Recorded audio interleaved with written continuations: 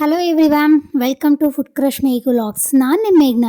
ಇವತ್ತು ನಾನು ಸ್ಪೆಷಲ್ ಆಗಿ ಒಂದು ಸಾಂಬಾರನ್ನ ಮಾಡೋದನ್ನು ಹೇಳ್ಕೊಡ್ತಾ ಇದ್ದೀನಿ. ಆರೋಗ್ಯಕ್ಕೂ ಸಹ ತುಂಬಾ ಒಳ್ಳೆಯದು.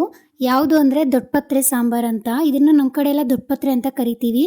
ಸೊ ಇದು ಕೆಮ್ಮು, ಶೀತ, ನೆಗಡಿ ಈ ಥರ ಎಲ್ಲ ಇದ್ದಾಗ ಈ ಸಾಂಬಾರು ಮಾಡ್ಕೊಂಡು ತಿಂದರೆ ಸ್ವಲ್ಪ ಕಡಿಮೆ ಅನಿಸುತ್ತೆ. ಇಲ್ಲ ಬೆಳಗ್ಗೆ ಹಾಳೊಟ್ಟೆಗೆ ಬರೀ ಎಲೆ ತಿಂದ್ರೂ ಸಹ ಕೆಮ್ಮೆಲ್ಲ ಕಡಿಮೆ ಆಗುತ್ತೆ. ಅದ್ರ ಜೊತೆ ಉಪ್ಪನ್ನ ಸೇರಿಸ್ಕೊಂಡು ತಿನ್ನಬೇಕು.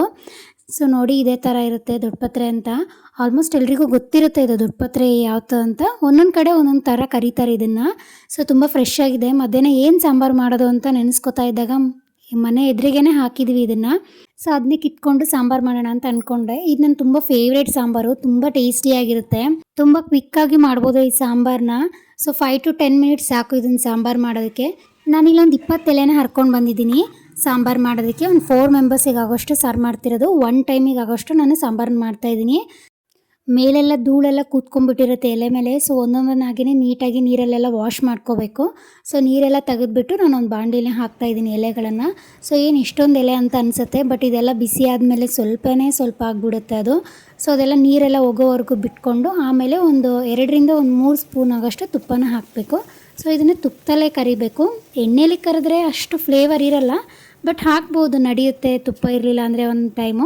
ಸೊ ತುಪ್ಪದಲ್ಲಿ ನೀಟಾಗಿ ಚೆನ್ನಾಗಿ ಅದನ್ನು ಫ್ರೈ ಮಾಡಿಕೊಂಡು 2 ಮೀಡಿಯಮ್ ಸೈಜ್ ಟೊಮ್ಯಾಟೊ, 1 ಅರ್ಧ ಈರುಳ್ಳಿನ ತೊಗೊಂಡಿದ್ದೀನಿ. ಸೊ ಅದನ್ನು ಎಲ್ಲ ಫ್ರೈ ಮಾಡ್ಕೋಬೇಕು.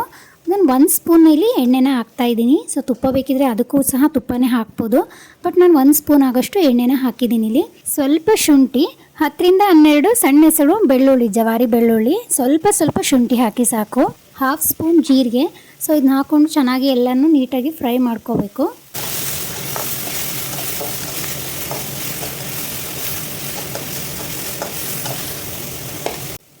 ಒಂದು ಅರ್ಧ ಬೌಲ್ ಆಗೋಷ್ಟು ಹಸಿ ಕೊಬ್ಬರಿನ ಹಾಕ್ತಾಯಿದ್ದೀನಿ. ಸೊ ಹಸಿ ಕೊಬ್ಬರಿ ಆದ ತಕ್ಷಣ ಆಲ್ಮೋಸ್ಟ್ ಲೋ ಫ್ಲೇಮ್ ಮಾಡಿರಬೇಕು ಗ್ಯಾಸ್ನ. ಸೊ ಇಲ್ಲಾಂದರೆ ಸೀದ್ಬಿಡುತ್ತೆ. ಜಾಸ್ತಿ ಹುರಿದ್ರೆ ಅಷ್ಟು ಚೆನ್ನಾಗಿರಲ್ಲ ಕೊಬ್ಬರಿ.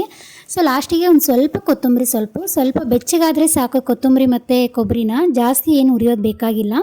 ಸೊ ಲಾಸ್ಟಿಗೆ ಗ್ಯಾಸ್ನ ಆಫ್ ಮಾಡಿ ಅದನ್ನು ಸ್ವಲ್ಪ ತಣ್ಣಗಾಗೋದಕ್ಕೆ ಬಿಡಿ. ಸೊ ತಣ್ಣಗಾದ್ಮೇಲೆ ಅದನ್ನು ಮಿಕ್ಸಿ ಜಾರ್ಗೆ ಹಾಕಿ ಮಿಕ್ಸಿ ಮಾಡ್ಕೋಬೇಕು. ಸೊ ಫೈನ್ ಪೇಸ್ಟ್ ಥರನಾದರೂ ಮಾಡ್ಕೋಬೋದು, ಇಲ್ಲ ತರಿಯಾಗಾದರೂ ಮಾಡ್ಕೋಬೋದು.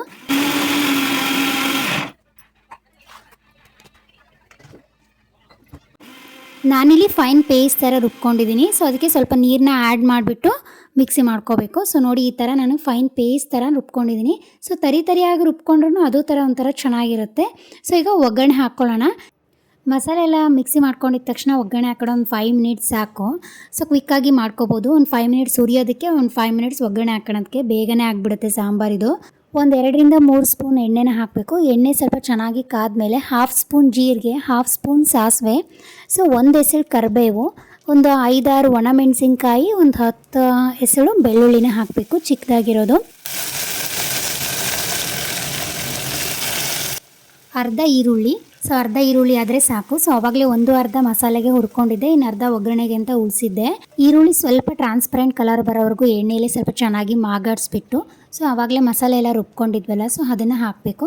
ಸೊ ಮಸಾಲೆ ಹಾಕಿದ ಮೇಲೆ ಒಂದು 10 ಸೆಕೆಂಡ್ಸ್ ಆದ್ರೂ ಅದನ್ನು ಎಣ್ಣೆಯಲ್ಲಿ ಸ್ವಲ್ಪ ಚೆನ್ನಾಗಿ ಮಾಗಾಡಿಸ್ಬಿಟ್ಟು ಆಮೇಲೆ ನೀರು ಹಾಕ್ಕೋಬೇಕು.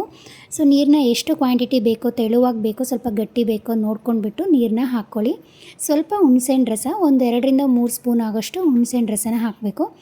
3/4 ಸ್ಪೂನ್ ಆಗೋಷ್ಟು ಒಂದು ಸಾಂಬಾರು ಪೌಡರ್ನ ಹಾಕ್ತಾಯಿದ್ದೀನಿ, GRB ಅವ್ರದ್ದು. ಸೊ ನೀವು ಮನೇಲಿ ಯಾವುದಾದ್ರೂ ಬೇಳೆ ಸಾಂಬಾರು ಪೌಡ್ರ್ ಇದ್ರೂ ಸೊ ಮನೇಲೇ ಮಾಡ್ಕೊಂಡಿರೋದನ್ನು ಹಾಕ್ಕೋಬೋದು. ಸೊ ರುಚಿಗೆ ತಕ್ಕಷ್ಟು ಉಪ್ಪು.